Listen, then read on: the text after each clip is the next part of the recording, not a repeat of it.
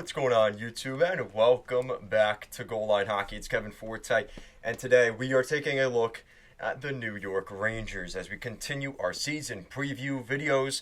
So the Rangers are an interesting team because this is a team that, we saw just the departure of guys that left this summer, the expectations this spring for what they could do in the playoffs, and they ultimately lost to their Hudson River rivals in the New Jersey Devils. So a lot of changes to this team, but I think it actually could end up being for the better. We're going to talk about that in today's video. So looking at some of the changes, there were some key departures, definitely to name a few. Tarasenko at this point goes to the Ottawa Senators. There was some talk he might end up coming back to the Rangers. That never really transpired. Patrick Kane is still, at the making of this video, unsigned, but the expectation is he could end up going to Buffalo, Dallas. There's been a couple of teams thrown out there, none of them being the New York Rangers. So we don't necessarily know 100% where he's signing, but it's likely not with the Rangers. So that's another pretty big piece. No longer there. Niko Mikkola leaves the franchise. He goes down to Florida. And Yaroslav Halak, which isn't that big of a loss when you really think about it. Jonathan Quick comes in. I would say that's an upgrade in that regard. And that's kind of what you're looking at for the Rangers. Now, some of the guys that came in, so it's not too big of a list, but they're worth mentioning. So Blake Wheeler comes in from Winnipeg. He was the captain of the Jets for a couple of years. Definitely had a down season last year. There's been a lot of weird stuff going on in Winnipeg, but I think that is in terms of value contract, the value of Wheeler is ridiculous here for the Rangers because this is a guy that over his career, his last season where he didn't have a 50-point season was the 2019-2020 season. And the only reason for that was there was 50 games that season, and he still put up 46 points in 50 games. So that's the last season that he hasn't had a 50-point campaign. This is a really good hockey player. And you look at his last couple years, he had that season. 2 years ago, he had 60 points in 65 games, and last season in 72 games, 55 points. So this is at least a 45 to 55 point player on basically league minimum. It's not league minimum, but it's pretty dang close at $800K for this season. So Blake Wheeler comes into this franchise. This might be one of the best moves of the offseason. As some people may think I'm crazy for saying that, oh, Wheeler's washed up, this and that. This might be one of the best value contracts of the summer. And I just think back to a couple years ago when the Islanders brought in Zach Parise from the Wild. Everybody was so down on Suter and Parise, and look what they turned into respectively with the Dallas Stars and the New York Islanders. Very value contracts, and maybe a little less on Suter, but definitely Zach Parise at that like $800K, $1 million. This is similar. I think Blake, if not even better, Blake Wheeler could be one of the best signings of the offseason. Nick Bonino. I guess the Rangers have seen enough of Nick Bonino in Pittsburgh, and they said, you know what, maybe we should bring that guy in. So Nick Bonino comes into the Rangers. Same thing, $800,000. He's from Hartford, Connecticut, so he's a little bit closer to home, which is obviously pretty cool. Last season, he played in Pittsburgh for a couple of games. He spent a lot of the season with the San Jose Sharks. The last couple of years, he's been bouncing around the league. He's played in Anaheim, Vancouver, Pittsburgh, Nashville, Minnesota, San Jose, and then ended up going back to Pittsburgh at the trade deadline. We know things obviously didn't work out. He's played over 800 games in his NHL career, and at the ripe old age of 35 years old. I know you guys get offended when I say things like that, but in terms of hockey, 35 years old, that's a pretty old player. But the veteran leadership he's going to provide to this team, I think, is going to be a good thing. And also, I think he fits in well under Peter Laviolette, which we will get to in a second. Definitely that type of player. I think that was a good match in that regard. They also brought in on the blue line Erik Gustafsson, who I think is a really good value.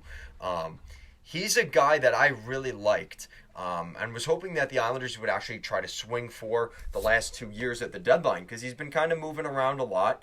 But this is a player I'm really a fan of. I like Erik Gustafsson, and I think he's going to be a good fit with this team. Again, you're considering the Laviolette effect as well. I think he's going to do well in that system.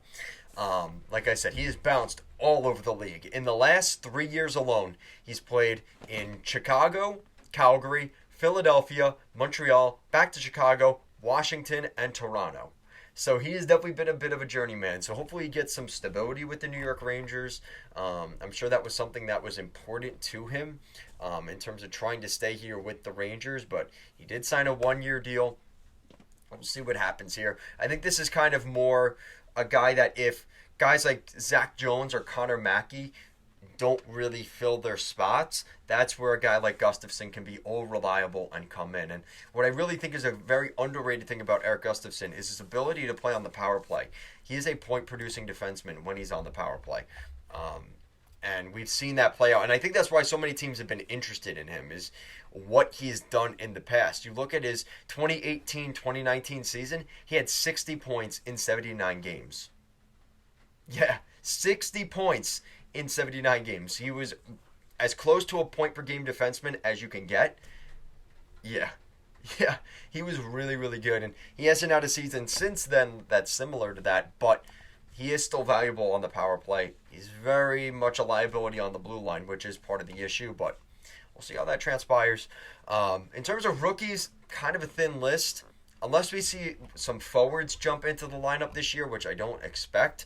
It's going to be all about the defensemen again for the Rangers. So the first one I have here, and he's actually listed on the roster, is Zach Jones. Zach Jones is definitely a guy that the Ranger fans have been kind of hoping to see works out. He's played a little bit with the Rangers the last couple of years, but he hasn't played 20 games in a season yet for the Rangers. So hopefully this is the year where he's a little bit more consistently in the lineup and hopefully doesn't get sent back to Hartford. In terms of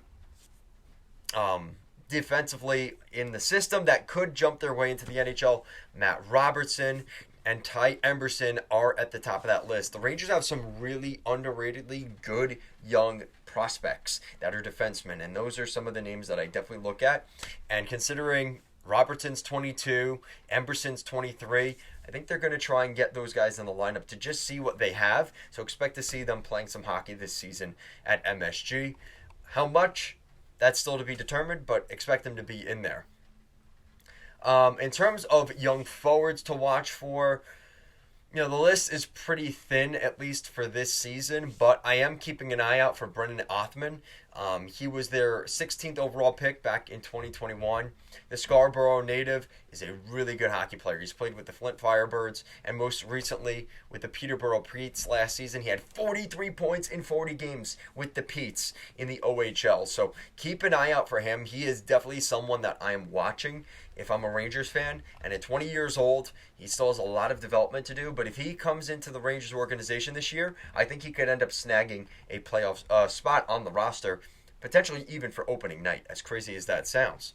And looking at the lineup, that's kind of what leads us to our next point, which is our breakout player. And I think that will be Brennan Othmann. I think Brennan Othmann could come in and really change the complexity of this Rangers team. And mark my words, if he does make the roster this season, this could potentially be a guy that ends up being a Rookie of the Year candidate. I know, it sounds crazy. This is a guy I am really, really high on. I think he was very much underrated in terms of when he was drafted. This could be one of the best breakout players in the NHL if he makes the roster. But that leads me to my next point, because you're looking at the roster right now, and with Peter Laviolette as the coach, we know some of the issues he had with the Washington Capitals was the development of younger players, and that was something he really struggled with. That was a big issue for some of the guys there with the Hershey Bears, who they ended up winning the Calder Cup last year, so they must be doing something right, but I think a lot of that was because of Peter Laviolette's lack of wanting to bring up the younger players and just relying way too much on the veterans. And that is something that is going to happen here with the Rangers. But the Rangers want to win a Stanley Cup. They're not worried about Brennan Othmann and some of these other guys. The development of those guys can come later. They want to win a cup right now. And if those guys continue to develop, well, then they can continue to do that. But they need to win now. And that's kind of the mindset here for the Rangers. I do worry about that here with Chris Drury making this move.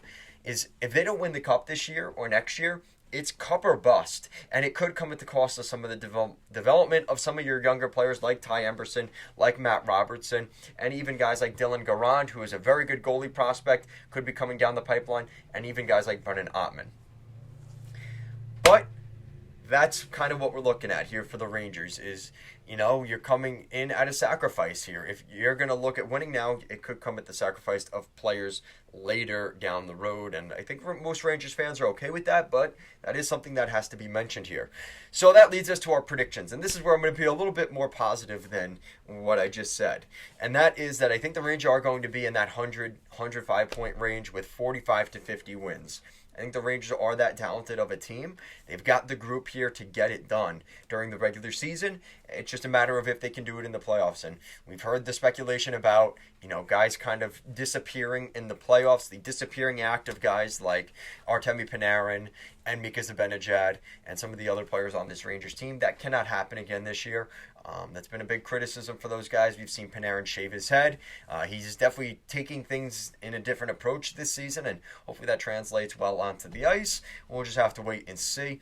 I really like this team. Like I said, the forward group is stacked. You've got Barclay Goodrow and Nick Bonino on your fourth line. That's a very serviceable fourth line. Your defense, you've got Lindgren returning for probably one more season. His deal is up next summer. I don't think they're going to have the money to keep him. But you got Lindgren and Fox, Miller and Trouba, and then Gustafsson and Schneider. And that third pairing is going to be very interchangeable with guys like Connor Mackey here, as well as Zach Jones. There's going to be a lot of movement on that third pair. So definitely keep an eye out for the Rangers' third pair over the next couple of weeks going into the preseason in terms of what we could see, who could potentially be playing with a guy like Braden Schneider.